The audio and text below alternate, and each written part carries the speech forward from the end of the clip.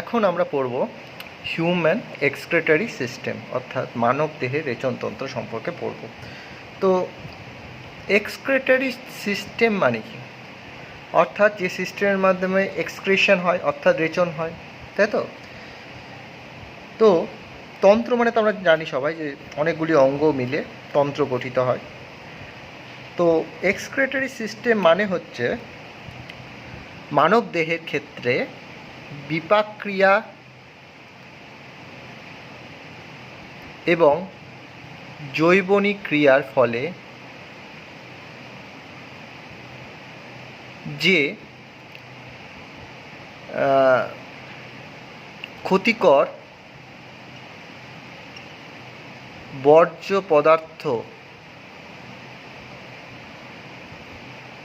যে তন্ত্রের মাধ্যমে বাইরে নির্গমন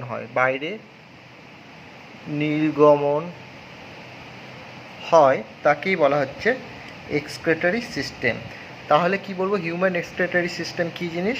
যে মানব দেহের ক্ষেত্রে বিপাক ক্রিয়া এবং জৈবনিক ক্রিয়ার ফলে যে ক্ষতিকর বর্জ্য পদার্থ উৎপন্ন হয়, যে তন্ত্রের মাধ্যমে সেটি দেহের বাইরে নির্গমন হয় বা বেরিয়ে যায়, সেটাকে বলা হচ্ছে এক্সক্রেটরি সিস্টেম।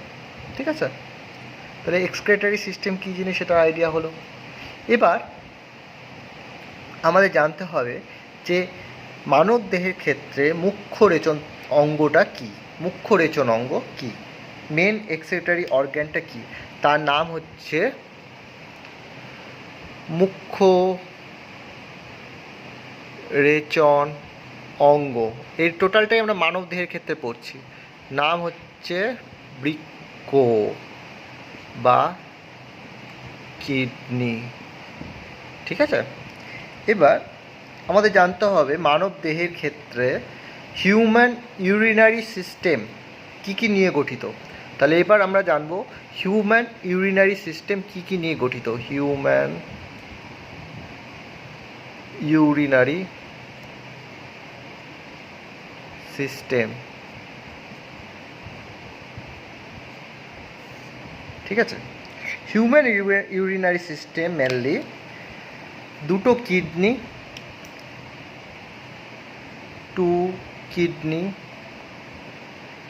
দুটো ইউরেটার অর্থাৎ গবিনি। কিডনি মানে হচ্ছে বৃক্ক, তাহলে বৃক্ক সংখ্যা কটা? দুটো। গবিনির সংখ্যা বা ইউরেটারের সংখ্যা কটা? দুটো। ওয়ান ইউরিনারি ব্লাডার অর্থাৎ মূত্রাশয়, এবং ওয়ান ইউরেথ্রা অর্থাৎ মূত্রনালী। ঠিক আছে? তাহলে হিউম্যান এক্সক্রেটরি সিস্টেম এই পার্টগুলো নিয়ে গঠিত। দুটো কিডনি বা বৃক্ক, দুটো ইউরেটার বা গবিনি, একটি ইউরিনারি ব্লাডার বা মূত্রাশয়, একটি ইউরেথ্রা বা মূত্রনালী। ঠিক আছে? তাহলে এইটুকু অবধি আমরা কী কী বুঝলাম যে হিউম্যান এক্সক্রেটরি সিস্টেম কী জিনিস, যে বিপাক ও জৈবনিক ক্রিয়ার ফলে যে ক্ষতিকর বর্জ্য পদার্থ দেহ থেকে নির্গমন হয়, যে তন্ত্রের মাধ্যমে নির্গমন হয়, তাকে বলা হয় এক্সক্রেটরি সিস্টেম। মুখ্য রেচন অঙ্গ মানবদেহের ক্ষেত্রে কি? বৃক্ক বা কিডনি। হিউম্যান ইউরিনারি সিস্টেম কী কী নিয়ে গঠিত? দুটো কিডনি, দুটো ইউরেটার, একটা ইউরিনারি ব্লাডার, একটা ইউরেথ্রা। ঠিক আছে? তাহলে এইটুকু বোঝাতে পারলাম। এবার আমরা হিউম্যান ইউরিনারি সিস্টেমটা ডিটেলসে পার্ট মানে প্রত্যেকটা ধরে ধরে আলোচনা করব। এবার আমরা হিউম্যান ইউরিনারি সিস্টেমটা ডিটেলস আলোচনা করব, প্রত্যেকটা পয়েন্ট। কিডনি সম্পর্কে জানবো, ইউরেটার সম্পর্কে জানবো, ইউরিনারি ব্লাডার সম্পর্কে জানবো, ইউরেথ্রা সম্পর্কে জানবো। ঠিক আছে? ডিটেলসে জানবো। আচ্ছা,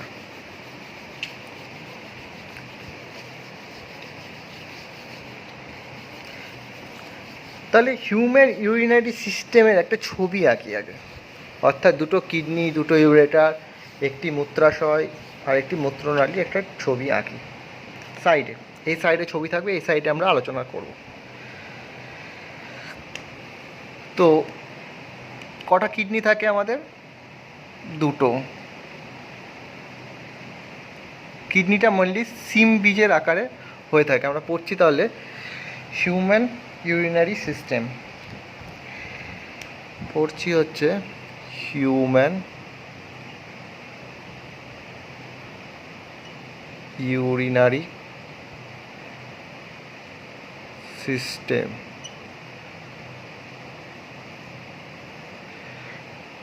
হিউম্যান ইউরিনারি সিস্টেম সম্পর্কে পড়ছি। তো ছবিটা আঁকি আগে। তাহলে এটা হচ্ছে দুটো কিডনি,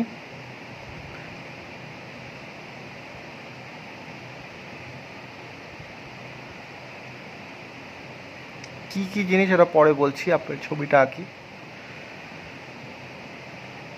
এটা একটা রাফ ছবি আঁকছি তো বোঝানোর জন্য।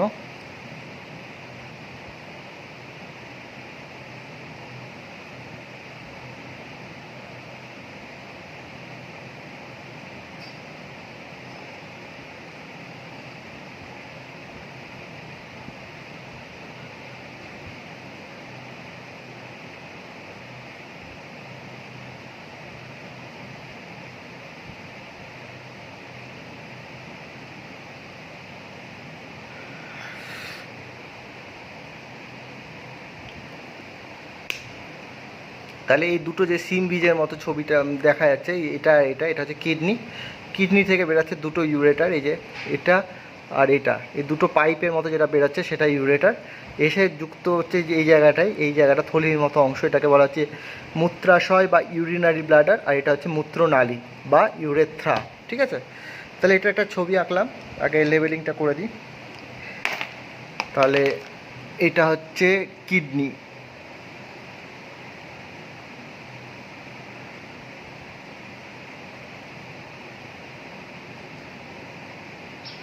কিডনি কিডনি থেকে বেরোচ্ছে, এটা হচ্ছে, এই দুটো হচ্ছে ইউরেটার। ঠিক আছে, এইটা হচ্ছে ইউরিনারি ব্লাডার, ইউরিনারি ব্লাডার। আর এটা হচ্ছে মূত্রনালী, সরি এটা হচ্ছে ছিদ্র, তার উপরেরটা হচ্ছে ইউরিনারি, সরি এটা হচ্ছে ইউরেথ্রা, ইউরেথ্রা, ইউরেথ্রা বা মূত্রনালী। ঠিক আছে, আচ্ছা এবার আমরা আলোচনা করব কিডনি সম্পর্কে।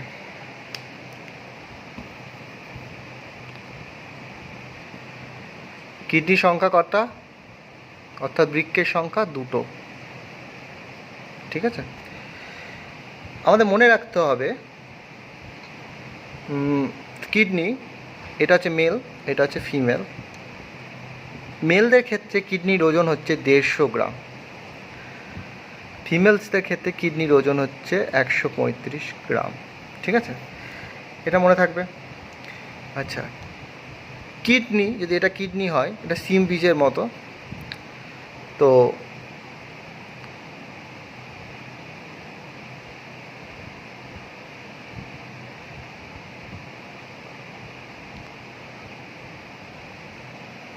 তো কিডনি থেকে আমরা দেখছি দুটো টিউব বেরোচ্ছে, আর ধরা যাক একটা টিউব ঢুকছে। তাহলে দুটো টিউব বেরোচ্ছে, একটা টিউব ঢুকছে কিডনিতে।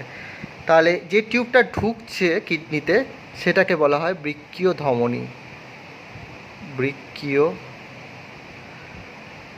ধমনী। আর যে দুটো টিউব বেরোচ্ছে তাদের মধ্যে একটাকে বলা হচ্ছে বৃক্কীয় শিরা, একটা হচ্ছে বৃক্কীয় শিরা, আর একটা হচ্ছে গবিনী বা ইউরেটার। ঠিক আছে, তাহলে দেখতে পেলাম বৃক্কীয় ধমনী ঢুকছে বৃক্কের মধ্যে, আর বেরোচ্ছে দুটো টিউব, বৃক্কীয় শিরা আর গবিনী। ঠিক আছে, তাহলে এখনও অবধি আমরা কিডনির ওজন জানলাম মেলসদের ক্ষেত্রে, ফিমেলদের ক্ষেত্রে, আর কী কী টিউব বেরোচ্ছে আর কী কী টিউব ঢুকছে এটা আইডিয়া হলো। এবার কিডনি সম্পর্কে জানতে গেলে আরেকটা জিনিস জানতে হবে, সেটা হচ্ছে কিডনির অবস্থান কোথায়, অবস্থান অর্থাৎ পজিশন কোথায়।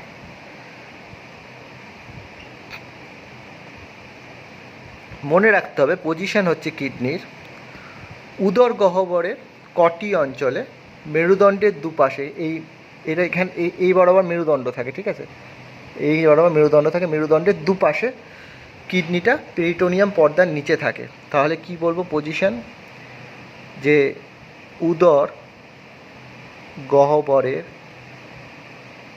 লিখে নিতে হবে, উদর গহ্বরের কটি অঞ্চলে মেরুদণ্ডের দুপাশে পেরিটোনিয়াম পর্দার নিচে। ঠিক আছে, উদর গহ্বরের কটি অঞ্চলে মেরুদণ্ডের দুপাশে পেরিটোনিয়াম পর্দার নিচে। এবার আর একটু ডিটেলসে যদি পজিশনটা বুঝি, তাহলে এবার ভার্টিব্রি কনসেপ্ট আমরা অ্যাপ্লাই করব কিডনির পজিশন বোঝার জন্য। আমরা জানি ফার্স্ট ভার্টিব্রি কটা কী থাকে, সার্ভাইকাল 7টা থাকে, তাই তো। তারপরে কে থাকে, সার্ভাইকাল ভার্টিব্রির পর থোরাসিক, তাই তো, কটা থাকে, 12টা। তারপরে কে থাকে সার্ভাইকাল থোরাসিকের পর লাম্বার, তাই তো, 5টা, তাই তো। তাহলে 7টা ভার্টিব্রি পরপর থাকে, তারপর 12টা থোরাসিক থাকে, তারপর 5টা থাকে। কিডনির পজিশনটা মেনলি T12 থেকে L3 মাঝে অবস্থিত, মানে T12 থেকে L3 অবধি কিডনিটা অবস্থিত। ঠিক আছে, মানে টি মানে হচ্ছে থোরাসিকের 12 নম্বর ভার্টিব্রি থেকে লাম্বারে 3 নম্বর ভার্টিব্রি অবধি কিডনিটা অবস্থিত। ঠিক আছে, তাহলে এটা মনে রাখতে হবে আমাদেরকে, T12 থেকে L3, থোরাসিকের 12 নম্বর ভার্টিব্রি থেকে লাম্বারে 3 নম্বর ভার্টিব্রি অবধি কিডনির অবস্থান। ঠিক আছে, এবার একটা জিনিস জানতে হবে আমাদের, সেটা হচ্ছে ধরা যাক এই কিডনিটার অবস্থানটা কি, মানে এটা কিডনি কোন দিক। আমরা যদি কিডনিটাকে, যেমন আমরা, এইটা আমাদের ডান দিক, এটা হচ্ছে আমাদের বাঁ দিক, তা এটা হচ্ছে ডান দিক, এটা হচ্ছে বাঁ দিক আমার সাপেক্ষে, কিন্তু কিডনি সাপেক্ষে এটা হচ্ছে লেফট, এটা হচ্ছে রাইট। কিডনির সাপেক্ষে মনে রাখতে হবে যে ডান দিকে কিডনিটা ছোট হয়, ডান দিকে কিডনিটা ছোট হয়, বাম দিকে কিডনিটা বড় হয়। ঠিক আছে, এত বড়টা হয় না, এটার তুলনায় একটুখানি বড় হয়। ডান দিকে কিডনি ছোট হয় আর বাম দিকে কিডনি বড় হয়, এবং এটাও মনে রাখতে হবে এটা ছোট হয়, মানে এরকম টাইপের। ঠিক আছে, অর্থাৎ less than, right kidney is less than left kidney, অর্থাৎ ডান দিকে কিডনিটা ছোট হয়। এবং এটাও মনে রাখতে হবে বাম দিকে কিডনির থেকে ডান দিকে কিডনিটা একটু নিচুতে অবস্থিত, এই লেভেলে নেই, সেম লেভেলে নেই, একটু নিচে অবস্থান করছে ডান দিকে কিডনিটা। ঠিক আছে, এটুকু বোঝাতে পারলাম। আচ্ছা, কিডনির বহিক গঠন বলতে গেলে একটা জিনিসই আমাদের জানতে হবে, যে কিডনিটা বৃক্কীয় ক্যাপসুল দ্বারা আবৃত থাকে, যে কিডনির আবরণটা সেটা বৃক্কীয় ক্যাপসুল দ্বারা আবৃত থাকে। তাহলে এখানে লিখে দিচ্ছি যে কিডনির বা বৃক্কীয় ক্যাপসুল দ্বারা আবৃত, বৃক্কীয় ক্যাপসুল দ্বারা আবৃত। ঠিক আছে, তাহলে বৃক্কীয় ক্যাপসুল দ্বারা কিডনিটা আবৃত। এই হলো কিডনির ব্যাপার। তো কিডনির একটা ইন্ট্রোডাকশন আমরা করলাম, সেটা সম্পর্কে সমস্ত আইডিয়া হয়েছে। এবার কিডনির ভেতরের গঠনটা সম্পর্কে জানবো, কিডনির ভেতরে কী কী জিনিস আছে সেগুলো জানবো। ঠিক আছে, তো এখানে জায়গা হবে না, তাই এটা মিটিয়ে দিচ্ছি, ভালো করে লিখে নেয় প্রত্যেকে। ঠিক আছে, আশা করি বোঝাতে পারছি, এখনও অবধি তো কিছু কমপ্লিকেটেড ব্যাপার আসেনি। ঠিক আছে, খুব ইজি জিনিস, জাস্ট আমি যেগুলো বলছি সেগুলোই লিখে লিখে পড়বি, আশা করি মনে থাকবে, কিছু নেই তেমন, খুব সহজ জিনিস। আচ্ছা, তাহলে আমরা জানলাম কিডনিটার চারদিকে বৃক্কীয় ক্যাপসুল দ্বারা কিডনিটা আবৃত থাকে, কিন্তু কিডনির ভেতরে কি থাকে মনে রাখতে হবে। কিডনির বাইরের স্তরটাকে বলা হয় কর্টেক্স স্তর, আর ভেতরের স্তরটাকে বলা হয় মেডুলা স্তর। তাহলে বাইরেরটাকে বলা হয় কর্টেক্স, ভেতরটাকে বলা হয় মেডুলা। এবার বৃক্কের যে মেডুলা থাকে, ধরা যাক এটা একটা বৃক্ক আঁকি বড় করে, তো বৃক্কের এই এই যে বাইরের পার্টটাকে বলা হচ্ছে কর্টেক্স, আর ভেতরের এই টোটাল পার্টটাকে বলা হচ্ছে মেডুলা। তাহলে এই টোটাল পার্টটা হচ্ছে বৃক্কের ভেতরের পার্টটা হচ্ছে মেডুলা। এই মেডুলা অঞ্চলে, ঠিক আছে, কতগুলো বৃক্কীয় পিরামিড থাকে। কি থাকে? বৃক্কীয় পিরামিড থাকে। সংখ্যা কটা? প্রায় 15টা মতো, 12টা থেকে 15টা মতো থাকে। মেনলি 8টা থেকে 15টা, ঠিক আছে, মেনলি 8টা থেকে 15টা কি থাকে, মেডুলা অঞ্চলে কতগুলো পিরামিড থাকে, যেটাকে বলা হয় বৃক্কীয় পিরামিড, ঠিক আছে। তাহলে এটা কোথায় থাকে? মেডুলা অঞ্চলে বৃক্কীয় পিরামিডটা থাকে। মেডুলা অঞ্চলে 8 থেকে 15টা বৃক্কীয় পিরামিড থাকে। এবং এই বৃক্কীয় পিরামিড দেখা যাচ্ছে একটা দুটো মানে 1 নম্বর আর 2 নম্বর পিরামিডের মাঝে একটা গ্যাপ আছে, 2 আর 3-এর মাঝে একটা গ্যাপ আছে, 3-4-এর মধ্যে একটা গ্যাপ আছে, ঠিক আছে। অর্থাৎ বৃক্কীয় পিরামিড দুটো মানে পরস্পর বৃক্কীয় পিরামিড একে অপরের সাথে লেগে থাকে না, একটা জিনিস দ্বারা পৃথক থাকে, ঠিক আছে। এই জিনিসটাকে বলা হচ্ছে, যে গ্যাপটা থাকে মানে যেটা দ্বারা পৃথক থাকে বৃক্কীয় পিরামিড দুটো, সেটাকে বলা হচ্ছে কলাম অফ বার্টিনি। কলাম অফ বার্টিনি, ঠিক আছে। তাহলে কলাম অফ বার্টিনি দ্বারা দুটো বৃক্কীয় পিরামিড পরস্পর থেকে পৃথক থাকে, ঠিক আছে। এটা জানাই হলো। সেকেন্ডলি, এই বৃক্কীয় এই যে মেডুলা অঞ্চলে যে বৃক্কীয় পিরামিড থাকে, তার উপরে অঞ্চলটাকে বলা হয় শীর্ষদেশীয় অঞ্চলটাকে, এখানে একটা শীর্ষদেশীয় অঞ্চল থাকে, সেই অঞ্চলটাকে বলা হয় প্যাপিলা। এটাকে বলা হয় শীর্ষদেশীয় অঞ্চলটাকে বলা হচ্ছে প্যাপিলা। এটাকে বলা হচ্ছে প্যাপিলা, ঠিক আছে, প্যাপিলা। আচ্ছা, এছাড়া বৃক্কের এখানে একটা খাঁজ মতো থাকে, অবতল খাঁজ থাকে। এই যে এখানে যে খাঁজটা আছে, এখানে একটা খাঁজ আছে বৃক্কের, সেটাকে অবতল খাঁজটাকে, বৃক্কের অবতল খাঁজটাকে বলা হচ্ছে হাইলাম। মানে জিনিসটা এরকম টাইপের হয়। যদি এরকম ছবিটা কমপ্লিট করি, তাহলে এরকম একটা খাঁজ আছে এখানে। এই যে খাঁজটা, এই অবতল খাঁজটাকে বলা হচ্ছে হাইলাম। তাহলে বৃক্কের অবতল খাঁজকে বলা হচ্ছে হাইলাম। বৃক্কের অবতল খাঁজকে বলা হচ্ছে হাইলাম, ঠিক আছে। আচ্ছা, এবার এই হাইলামের মধ্যেই তো গভীরতা থাকে, এখান দিয়ে তো গভীরতা বেরোয়, তাই তো, গভীর বেরোয় এখান থেকে। তো এই গভীর ঊর্ধ্ব প্রান্তটা, অর্থাৎ এই প্রান্তটা এরকম ফানেল আকৃতির হয়, ঠিক আছে। এই যে গভীর বেরোচ্ছে হাইলাম থেকে, তার ঊর্ধ্ব প্রান্তটা অর্থাৎ গভীর বা ইউরেটারের ঊর্ধ্ব প্রান্তটা একটু প্রশস্ত টাইপের হয় এই জায়গাটা। তো এই জায়গাটাকে বলা হয়, গভীর ঊর্ধ্ব প্রান্তটাকে বলা হয় রেনাল, কি বলা হয়? Renal sinus. Renal sinus. তাহলে গভীর ঊর্ধ্ব প্রান্তটাকে বলা হচ্ছে রেনাল সাইনাস। এবার এটাকে রেনাল পেলভিসও বলা যায়। তাহলে গভীর ঊর্ধ্ব প্রান্তটাকে বলা হচ্ছে রেনাল সাইনাস, যাকে রেনাল পেলভিসও বলা হয়। ব্যাপারটা একটু বুঝতে হবে আমাদের। তার আগে এখানে লিখছি যে রেনাল সাইনাস কি, রেনাল সাইনাস সেটা হচ্ছে এটা। তো রেনাল সাইনাস জিনিসটা হচ্ছে গভীর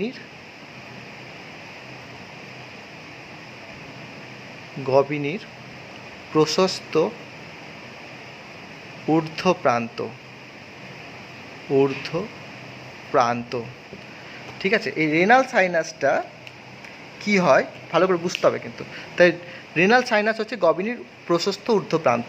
এই রেনাল সাইনাসটা ভাগ হয়, ঠিক আছে, বিভাজিত হয়ে 2 থেকে 3টে মেজর ক্যালিক্সে ভাগ হয়ে যায়। রেনাল সাইনাসটা বিভাজিত হয়ে 2 থেকে 3টে মেজর ক্যালিক্সে ভাগ হয়ে যায়, ঠিক আছে।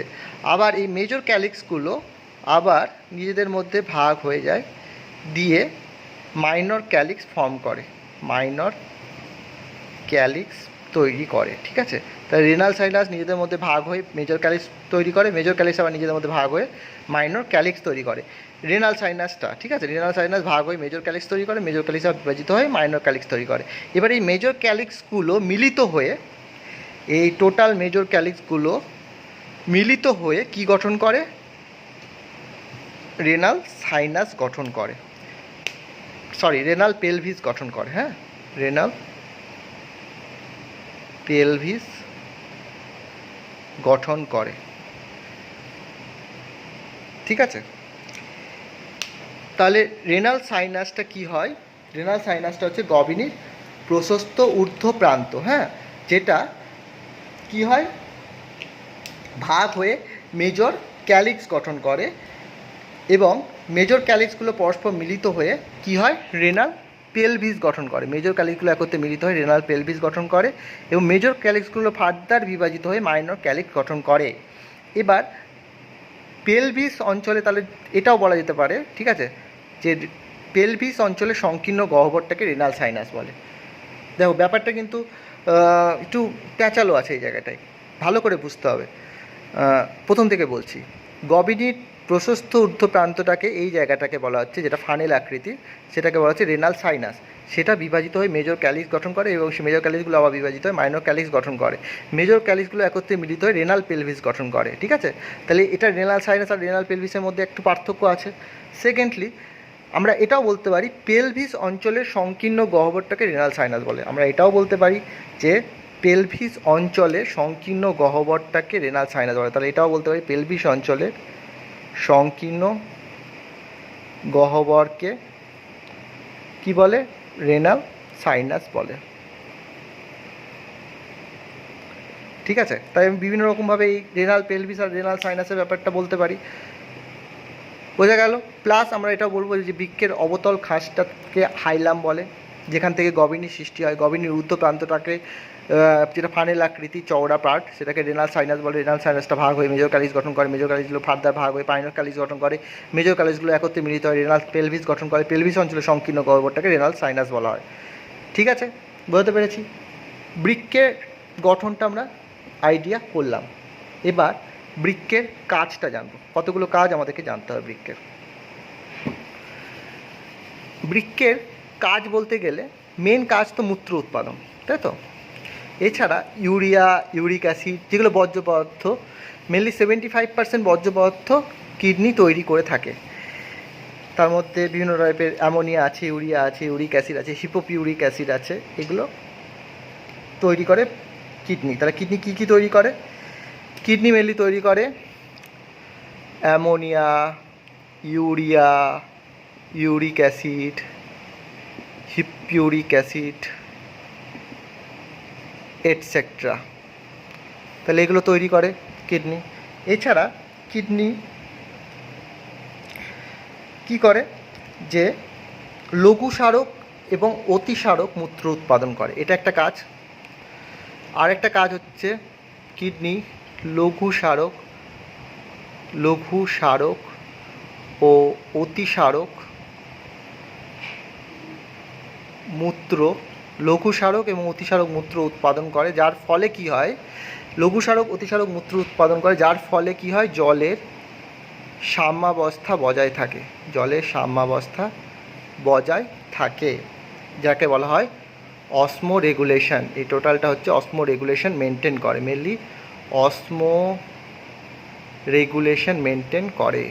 ঠিক আছে, এভাবে অসমো রেগুলেশন কিডনি মেনটেন করে, অসমো রেগুলেশন মেনটেন করে। ঠিক আছে, কিডনি। এছাড়া কিডনির আরও কাজ বলতে গেলে বলতে পারি যে কিডনিতে যে মূত্র তৈরি হয়, সেই মূত্রটা যেটা নির্গমন হয়, তার মাধ্যমে অ্যাসিড এবং বেস নির্গমন হয়। ফলে কি হয়? দেহের পিএইচ নিয়ন্ত্রিত হয়। তার দেহের পিএইচ নিয়ন্ত্রণ কী করে হয়? দেহের পিএইচ কী করে নিয়ন্ত্রিত হয়? যে মূত্রের মাধ্যমে অ্যাসিড আর বেস বাইরে বেরিয়ে যায়, তার ফলে কী হয়? পিএইচটা নিয়ন্ত্রিত হতে পারে। ঠিক আছে, এটাও একটা কাজ। এছাড়া কিডনির আরেকটা কাজ বলতে গেলে এটা বলতে পারি যে হোমিওস্ট্যাসিস মেনটেন। কি বলবো? হোমিওস্ট্যাসিস মেনটেন মানে এটা হচ্ছে পরিবেশের সাথে খাপ খাইয়ে রাখা, অর্থাৎ সামঞ্জস্য বজায় রাখা। কিছু অপ্রয়োজনীয় বস্তুকে কিডনি কী করে? বাইরে বের করে দেয়। কিডনি কী করে? কিডনি কিছু অপ্রয়োজনীয় বস্তু বাইরে বের করে দেয়। তার ফলে কি হয়? পরিবেশের সাথে একটা অ্যাডজাস্টমেন্ট বডি করতে পারে, পরিবেশের সাথে একটা অ্যাডজাস্টমেন্ট বডি করতে পারে, যেটাকে বলা হয়, এই টোটাল ব্যাপারটাকে বলা হয়, পরিবেশের সাথে যে অ্যাডজাস্টমেন্টটাকে করা হয় সেটাকে বলা হয় হোমিওস্ট্যাসিস। হোমিওস্ট্যাসিস এগুলো বইতে পেয়ে যাবি, শুধু আমি জিনিসগুলো একটু বুঝিয়ে দিচ্ছি যে কিডনি কী করে অপ্রয়োজনীয় বস্তুকে দেহ থেকে বের করে দেয়, তার ফলে কী হয়? পরিবেশের সাথে একটা অ্যাডজাস্টমেন্ট করতে পারে কিডনি, যেটাকে বলা হয় হোমিওস্ট্যাসিস। ঠিক আছে? এছাড়া কিডনি অতিরিক্ত ভিটামিন, সালফেট এগুলোকে বডি থেকে বের করে দেয়। অতিরিক্ত এক্সট্রা ভিটামিন, সালফেট এগুলো কী করে? দেহ থেকে বের করে দিতে সাহায্য করে। ঠিক আছে? এছাড়া দুটো খুব ইম্পর্টেন্ট কাজ আছে, সেটা হচ্ছে রক্তচাপ বৃদ্ধি করা এবং আরবিসি উৎপাদন করা। কিভাবে হয় সেটা আমি বলছি।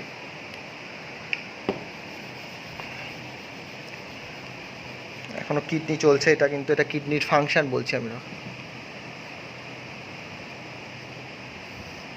ঠিক আছে?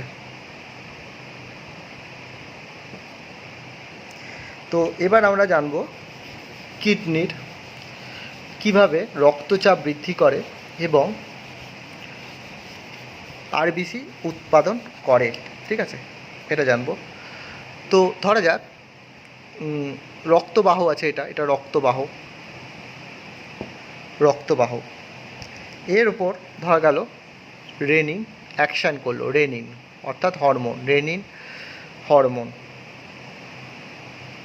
হরমোন অ্যাকশন করার ফলে কি হলো? রক্তবাহটা সংকুচিত হয়ে গেল। এবার এই রক্তবাহটা এত বড় ছিল, হঠাৎ করে সংকুচিত হয়ে গেল, তার ফলে কি হবে? রক্তচাপ বৃদ্ধি হয়ে যাবে। অর্থাৎ রেনিন হরমোন যেটা সিক্রেশন হয় কিডনি থেকে, যার ফলে কি হয়? রক্তবাহটা সংকুচিত হয়ে যায়, ফলে কি হয়? রক্তচাপটা বেড়ে যায়। ঠিক আছে? বুঝতে পারলাম রক্তচাপ কী করে বাড়লো। সেকেন্ডলি আমরা এটাও জানবো যে কিডনি থেকে আরেক ধরনের হরমোন ক্ষরিত হয়, সেটার নাম হচ্ছে এরিথ্রোপোয়েটিন। এরিথ্রোপোয়েটিন। এবার ধরা গেল যে অক্সিজেনের পার্শ্বচাপ কমে গেছে। ঠিক আছে? অক্সিজেনের পার্শ্বচাপ কমে গেছে। এবার কি হয়? বৃক্ক থেকে এরিথ্রোপোয়েটিন ক্ষরিত হয়। এরিথ্রোপোয়েটিন হরমোনটা সিক্রেশন হয়, যার ফলে কি হয়? যখনই সিক্রেশনটা হয় এরিথ্রোপোয়েটিন, তার ফলে কি হয়? আরবিসিটা উৎপাদন হয়। আরবিসি অর্থাৎ লোহিত কণিকার উৎপাদন কী করে? এরিথ্রোপোয়েটিন হরমোনটা। ঠিক আছে? তাহলে এটা হলো ব্যাপার। তো কিডনির কয়েকটা কাজ আইডিয়া হলো। এবার আমরা নেক্সট আসবো হিউম্যান ইউরিনারি সিস্টেম। তো শুধুমাত্র কিডনি নিয়ে গঠিত নয়, দুটো ইউরেটার, একটা ইউরিনারি ব্লাডার, একটা ইউরেথ্রা নিয়ে গঠিত। তাহলে আমরা নেক্সট ইউরিনারি ব্লাডার, ইউরেথ্রা সম্পর্কে জানবো। ঠিক আছে?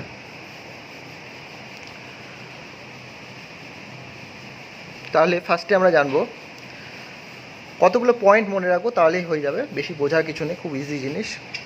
সেটা হচ্ছে ইউরেটার বা গবিনি বা ইউরেটার। জিনিসটা কি? দুটো আছে। কোথা থেকে আছে? হাইলাম থেকে বেরোচ্ছে, বৃক্কের অবতল খাঁজটা থেকে হাইলাম থেকে বেরোচ্ছে। কত দূর অবধি বিস্তৃত? মূত্রাশয় বা ইউরিনারি ব্লাডার অবধি অবস্থিত। ঠিক আছে? এটা হলো ব্যাপার। সেকেন্ডলি, এটার দৈর্ঘ্যটা, এটা কিডনি যদি হয়, কিডনি থেকে এরকম বেরোচ্ছে, তো এই যে দৈর্ঘ্যটা সেটা হচ্ছে 25 থেকে 30 সেন্টিমিটার। 25 থেকে 30 সেন্টিমিটার। ঠিক আছে? আচ্ছা, কোথায় গিয়ে যুক্ত হচ্ছে? মূত্রাশয় বা ইউরিনারি ব্লাডারে এসে মিলিত হচ্ছে গবিনী। তাহলে গবিনীর কাজটা কি? গবিনীর কাজ হচ্ছে এখান থেকে যে মূত্রটা তৈরি হচ্ছে সেটা মূত্রাশয়তে গিয়ে জমিয়ে রাখা। ঠিক আছে, তাহলে গবিনী এইটুকুই পড়তে হবে গবিনী সম্পর্কে। এবার আমরা জানবো এই যে মূত্রাশয়ে গিয়ে জমা হচ্ছে, এই মূত্রাশয়তে গিয়ে জমা হচ্ছে ইউরিনটা তৈরি হয়ে গবিনীর মাধ্যমে, অর্থাৎ 25 থেকে 30 সেন্টিমিটার লেন্থের গবিনীর মাধ্যমে এসে যে মূত্রাশয় জমা হচ্ছে বা ইউরিনারি ব্লাডারে জমা হচ্ছে সেটা সম্পর্কে জানবো। তাহলে এবার জানবো ইউরিনারি ব্লাডার সম্পর্কে। আজকে একটু বেশি ভিডিও দেবো কারণ দুদিন মিস গেছে ক্লাস। আচ্ছা, ইউরিনারি ব্লাডার যা মূত্রাশয় কীরকম? এটা একটা থলি, পেশিবহুল একটা থলি, যেটা পেশিবহুল। তৈরি হয়েছে কী কী নিয়ে গঠিত? মনে রাখতে হবে ওয়ার্ডটা ট্রানজিশনাল, অর্থাৎ পরিবর্তনশীল এপিথেলিয়াম টিস্যু দিয়ে গঠিত। এপিথেলিয়াম টিস্যু দিয়ে গঠিত এবং ডেট্রুসার মাসেল নিয়ে গঠিত। ডেট্রুসার মাসেল এবং ট্রানজিশনাল এপিথেলিয়াম টিস্যু দিয়ে এই ইউরিনারি ব্লাডারটা গঠিত। এটা একটা পেশিবহুল থলি যেটা ট্রানজিশনাল এপিথেলিয়াম টিস্যু এবং ডেট্রুসার মাসেল নিয়ে গঠিত। ঠিক আছে, এই ইউরিনারি ব্লাডারে একটা অংশ থাকে যেটা ত্রিকোণ আকৃতির একটা অংশ থাকে। ঠিক আছে, এটা একটা অংশ যেটা ত্রিকোণ আকৃতি, ট্রাইগোনাল টাইপের হয়, সেটার জন্য এটাকে বলা হয়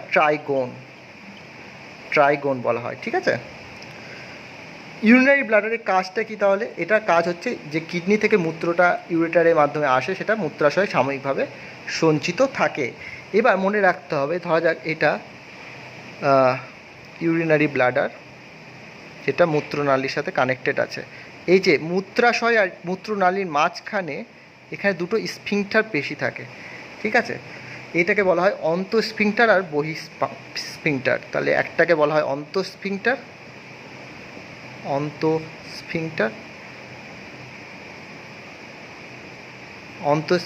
এটাকে বলা হয় বহিঃস্ফিংক্টার। এটা একটা পেশি, অন্তঃস্ফিংক্টার আর বহিঃস্ফিংক্টার। কোথায় আছে? মূত্রাশয় আর মূত্রনালীর সংযোগস্থলে। ঠিক আছে, বোঝাতে পারলাম? পেশিবহুল থলি, ট্রানজিশনাল এপিথেলিয়াম টিস্যু এবং ডেট্রুসার মাসল নিয়ে গঠিত। এটার মধ্যে একটা ত্রিকোণ আকৃতি অংশ থাকে যেটাকে ট্রাইগন বলে।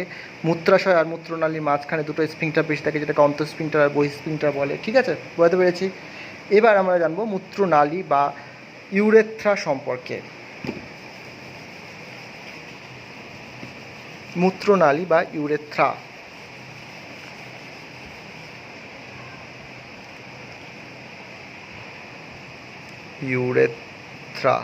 মনে রাখতে হবে মেয়েদের ইউরেথ্রা বা মূত্রনালীটা ছোট।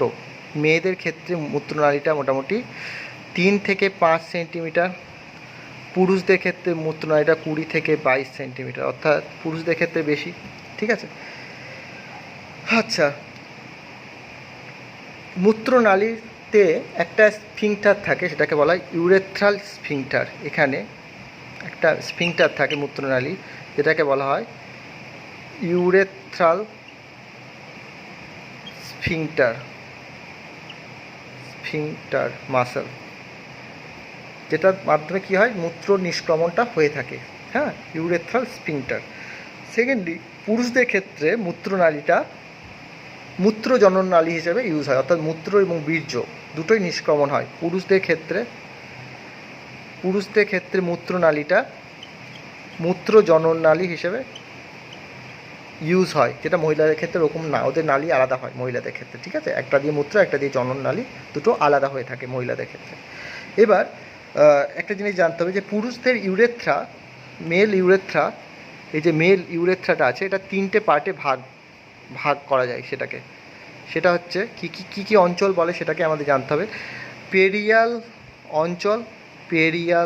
অঞ্চল, মেমব্রেনাস